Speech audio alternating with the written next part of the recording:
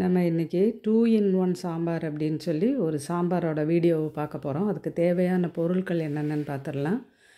பாசிப்பருப்பு 100 கிராம் அளவு, ஒரு சின்ன கப்பில் 1 கப்பு, ஒரு தக்காளி, பெரிய வெங்காயத்தில் பாதி வெங்காயம், தாளிக்கிறதுக்கு சின்ன வெங்காயம், பச்சை மிளகாய், கருவேப்பிலை, கொத்தமல்லி இதெல்லாம் எடுத்து வச்சுருக்குறோம். இந்த பாசிப்பருப்பையும் தக்காளியையும் பெரிய வெங்காயத்தையும் கட் பண்ணி ஒரு ப்ரெஷர் பேனில் போட்டு தேவையான அளவு தண்ணி ஊற்றி 3 பல் பூண்டு சேர்த்து கொஞ்சமாக மஞ்சள் பொடி, கொஞ்சம் ஜீரகப்பொடி இதெல்லாம் சேர்த்து நம்ம வேக வைக்க போகிறோம். ப்ரெஷர் பேனில் 2 விசில் வச்சிட்டோம்னாலே இந்த பாசிப்பருப்பு நல்லா வெந்துடும். பாசிப்பருப்பு வேகிறதுக்கு கொஞ்சம் நேரம் தான் எடுக்கும், அதனால 2 விசில் வச்சு நம்ம எடுத்துக்க போகிறோம். துவரம் பருப்புனா கூட கொஞ்சம் நேரம் நம்ம வைக்க வேண்டியிருக்கும். ஏன் பாசிப்பருப்பை நம்ம எடுத்துக்கிறோம் அடிக்கடி அப்படின்னு பார்த்திங்கன்னா, இது எளிதில் ஜீரணமாகக்கூடியது. சின்ன குழந்தைகளுக்கும் கொடுக்கலாம், ரொம்ப வயசான பெரியவங்க வீட்டில் இருந்தால் அவங்களுக்கும் கொடுக்கலாம், மற்ற எல்லாருமே சாப்பிடலாம். இப்போ ப்ரெஷர் பேனில் வச்சு 2 விசிலுக்கு வச்சு வேக வச்சு எடுக்கிறோம். அது வெந்துக்கிட்டு இருக்கிற நேரத்தில் நம்ம இந்த சாம்பாருக்கு தேவையான ஒரு பவுடர் ரெடி பண்ண போகிறோம். 2 டேபிள் ஸ்பூன் அளவுக்கு வெந்தயம், 1 டேபிள் ஸ்பூன் அளவு பெருங்காயம், இது ரெண்டையும் நம்ம இந்த பாத்திரத்தில் வச்சு வறுக்க போகிறோம். முதலாவது வெந்தயத்தை வாசனை வர்ற வரைக்கும், லேசாக செவந்து வரும் அந்த ஸ்டேஜ் வர வரைக்கும் நல்லா வறுத்து எடுத்துக்கிறோம். அது வறுத்து எடுத்த உடனே இந்த அடுப்பை ஆஃப் பண்ணிவிட்டு அதில் இந்த பெருங்காயத்தை போடுறோம். ஏன்னா சூட்டோட அல்லது அதிக சூட்டில் நம்ம பெருங்காயத்தை வறுத்தோன்னா அது கொஞ்சம் கசப்பு கொடுக்கும். இப்படி அடுப்பை ஆஃப் பண்ணிட்டோன்னா அந்த சூட்லேயே அந்த பெருங்காயம் பொரிஞ்சு வந்துடும். இப்போ இந்த வெந்தயத்தையும் பெருங்காயத்தையும் ஆறுனதுக்கப்புறமா ஒரு மிக்சர் ஜாரில் மாற்றி நல்லா பவுடர் பண்ணி எடுத்து வச்சுக்க போகிறோம். இதை எந்தெந்த சமையல் ரெசிபியிலலாம் நம்ம சேர்க்கணுன்னு தோணுதோ அதிலெல்லாம் நம்ம இதை சேர்த்துக்கலாம். இப்போ வெந்த பாசிப்பருப்பை எடுத்து அதில் தண்ணி எதுவும் கலக்கிறதுக்கு முன்னாடி குழந்தைகளுக்கு தேவையான அளவுக்கு ஒரு சின்ன கிண்ணத்தில் நம்ம எடுத்து வச்சுக்கலாம். மீதி இருக்கிறதுல தேவையான அளவுக்கு தண்ணி சேர்த்துக்கிறோம். இப்போ குழந்தைக்குன்னு எடுத்து வச்சுருக்கிற அந்த பருப்பில் கொஞ்சமாக கடுகும் கொஞ்சமாக கருவேப்பிலையும் சேர்த்து தாளித்து அதில் ஊற்றிக்க போகிறோம். கடுகு நல்லா பொரிஞ்சதுக்கப்புறமா கருவேப்பிலையை சேர்த்து தாளித்து அந்த குழந்தைக்கு எடுத்து வச்சுருக்கிற அந்த பருப்பில் நம்ம ஊற்றிக்கலாம். இது கொஞ்சம் வாசனையை அதிகமாக காட்டும். இப்படி தான் குழந்தைக்கு ஒன்றொன்னா நம்ம அறிமுகப்படுத்திக்கிட்டே வரணும்னு ஏற்கனவே நம்ம சொல்லியிருக்கிறோம்.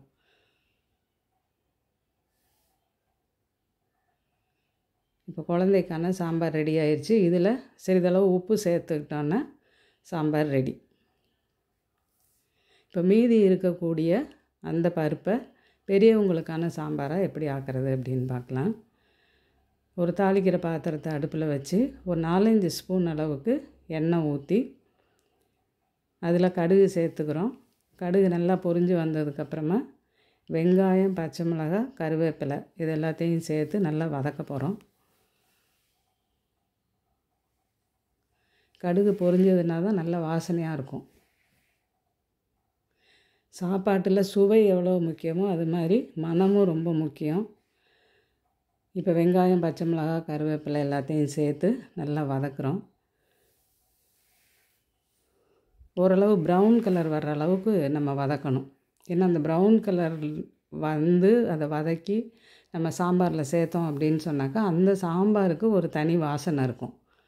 அதனால் இது லேசாக ப்ரௌன் கலர் வர்ற அளவுக்கு நல்லா வதக்கி எடுத்துக்கிறோம். இப்போ ஓரளவு வதங்கியாச்சு.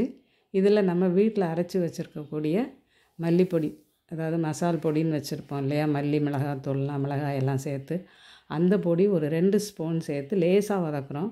இது ஏற்கனவே வறுத்து அரைச்சிருந்திங்கன்னா ரொம்ப வதக்கவே வேண்டியதில்லை, லேசாக வதக்குனா போதும்.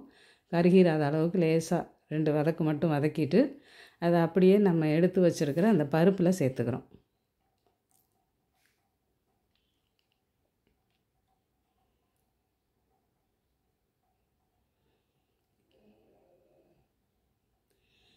இதுக்கு தேவையான அளவுக்கு உப்பு சேர்த்து இதை நம்ம நல்லா கொதிக்க விடலாம்.